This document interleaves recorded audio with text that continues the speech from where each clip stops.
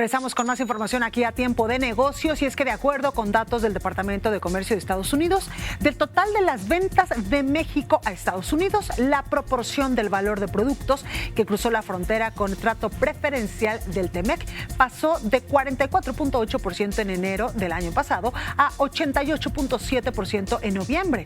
En el 11º mes del 2025, las exportaciones mexicanas hacia Estados Unidos totalizaron en 44.575 millones de dólares, y de ese valor 39.541 millones se hicieron en el marco del TEMEC. Para conversar sobre este tema, saludo con mucho gusto a Víctor Gómez Ayala. Él es economista en jefe de Casa de Bolsa Finamex. Muy buenas tardes, Víctor, ¿cómo estás? ¿Qué tal, Blanca? Un placer estar contigo esta tarde, contigo con tu auditorio. Gracias, Víctor. Oye, cuéntame, son buenas noticias que en el marco justamente del Tratado de Libre Comercio entre Estados Unidos, México y Canadá, pero en este momento entre Estados Unidos y México, pues las exportaciones se hayan aumentado, sobre todo al cierre del mes de noviembre. Cuéntanos de este fenómeno. No, por supuesto, mira, al final de cuentas, el proceso de integración de México y Estados Unidos se ha profundizado. Creo que toda la retórica más política que económica alrededor del tema arancelario no ha hecho más que reforzar la necesidad de integración entre las cadenas productivas de ambos países. Y esto tiene como consecuencia que actores económicos, políticos y de otro tipo en ambos lados de la frontera sigan promoviendo un proceso de integración amplio entre los dos países. Noviembre, en particular, pues muestra cifras consistentes con la evolución de la actividad económica en Estados Unidos, porque hay que recordar que cuando hablamos de exportaciones, pues el comprador, la persona que habitualmente está enfocada en ello, pues está destinada, digamos, a trabajar en la parte del mercado de Estados Unidos, y eso pues tiene consecuencias en la actividad, ¿no? De ahí que sea necesaria la importancia de, pues, de tener este Tratado de Libre Comercio. Bueno, tenemos un pequeño problema con la comunicación con Víctor Gómez Ayala, economista en jefe de Casa de Bolsa Finamex. Estamos justamente viendo si podemos retomar esta comunicación, porque justo estamos hablando de la importancia del Tratado de Libre Comercio, sobre todo entre México y Estados Unidos, y también, por supuesto, de estas exportaciones que a noviembre del año pasado pues fueron bastante pues provechosas para ambos países. Víctor, y en este sentido yo te quiero preguntar, ¿cuáles son los sectores que más se vieron beneficiados justamente, sobre todo en estos primeros 10 meses del 2025, con esta alza en las exportaciones a Estados Unidos? El sectorial son muy claros los elementos de integración. El sector manufacturero es uno de los más dinámicos.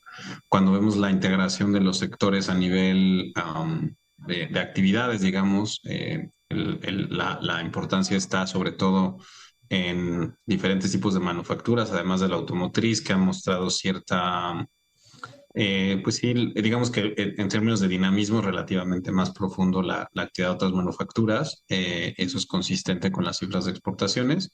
Y recordar que en la parte de bienes y servicios, pues los datos de balanza comercial mucho más enfocados en el comercio de mercancías, sí muestran pues una dinámica relevante a través de diferentes sectores. Totalmente, Víctor, y es que incluso lo vimos ahora el fin de semana en el Super Bowl 60, donde pues México es uno de los principales, no quiero decir el único exportador de aguacate justamente a la Unión Americana, hasta en los eventos deportivos más importantes de Estados Unidos, ¿no?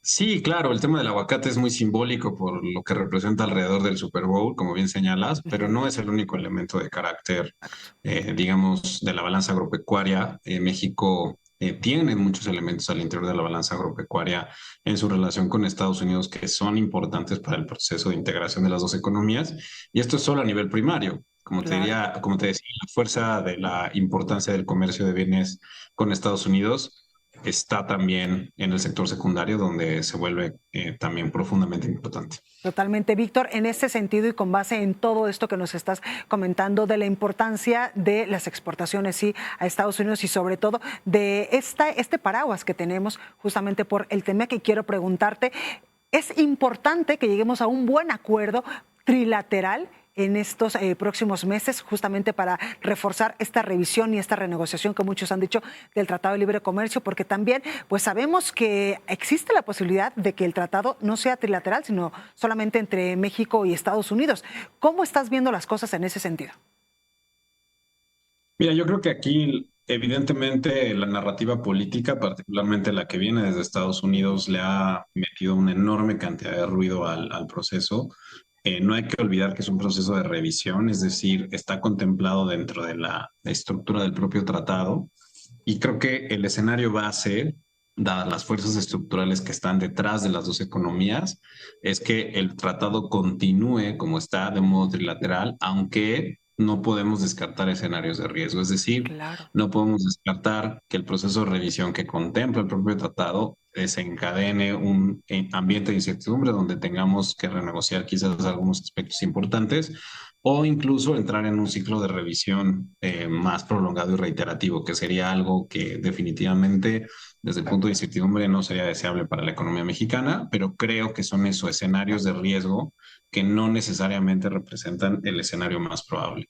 Y por el Totalmente. otro lado, creo que cuando hablamos de un acuerdo bilateral, que en su caso podrían ser hasta 3 acuerdos bilaterales, Canadá, México, México, Estados Unidos, Canadá, como reemplazo al TEMEC, es otro escenario que también tiene sus propias complejidades políticas. Recordar que la autoridad en materia de comercio en Estados Unidos, la principal autoridad es el Congreso y tenemos elecciones intermedias en Estados Unidos en noviembre de este año. Por lo tanto, el riesgo de abrir un tratado, un proceso de renegociación amplio o de cambiarlo de un trilateral a 3 bilaterales o a 2 bilaterales Ajá, es enorme desde el punto de vista político, ¿no? Eso no quiere decir que no va a ocurrir. por supuesto. Simplemente creo que las fuerzas estructurales de carácter coyuntural y de carácter político, además de las económicas, Claro. pueden contribuir a un escenario mucho más aterrizado dentro de los márgenes del propio TEMEC. Totalmente. Oye, y en este sentido, Víctor, ¿qué tendríamos que estar haciendo los mexicanos, sobre todo el gobierno, esta comisión que está revisando este Tratado de Libre Comercio con Estados Unidos y Canadá? ¿Qué tendríamos que estar haciendo? Y ahorita tú mencionabas que hay algunos puntos que tendríamos que poner nosotros mucha atención para mejorar las condiciones que tenemos, por ejemplo, con Estados Unidos, porque son estos puntos de riesgos. ¿Cuáles son estos? ¿Cómo estás viendo estos puntos? Mira, lo que está haciendo el gobierno mexicano es exactamente lo que se requiere, Ok, hacer un trabajo no solo en lo político, sino también en la discusión, en los medios, en la conversación pública y quizás lo más importante, en las mesas técnicas de trabajo, porque al claro. final em, em, la experiencia del funcionario público en el proceso de revisión, en la revisión técnica, en el clausulado, en la redacción, es más importante desde el punto de vista estructural que el de más ruido, ¿no? Ok, Entonces, dado eso, yo te diría que el punto central está en cómo le hacemos para que la fortaleza institucional de las autoridades que están en el proceso de revisión tengan todos los elementos. Y creo que ahí hay un trabajo bastante fuerte del gobierno mexicano en canalizar los recursos técnicos y profesionales. Eh, Creo que el avance ha sido notable. Habrá que hacer un trabajo a nivel legislativo también. Y sobre todo que tengan los recursos tanto materiales como profesionales como humanos para poderle dedicar mucho tiempo a este proceso. Y creo que en la medida en que esté claro cuál es la postura de México en términos del modelo de integración con Estados Unidos, lo difícil será solventar el vaivén político y mantener firme el timón en la parte técnica dentro de las mesas de discusión. claro. Pues ahí lo tenemos, Víctor Gómez Ayala, él es economista en jefe de la Casa de Bolsa Finamex. Muchas gracias por esta comunicación. Gracias a ti, Blanca. Excelente tarde. Un saludo a todo tu Igualmente. auditorio. Igualmente, bueno, pues ahí la información.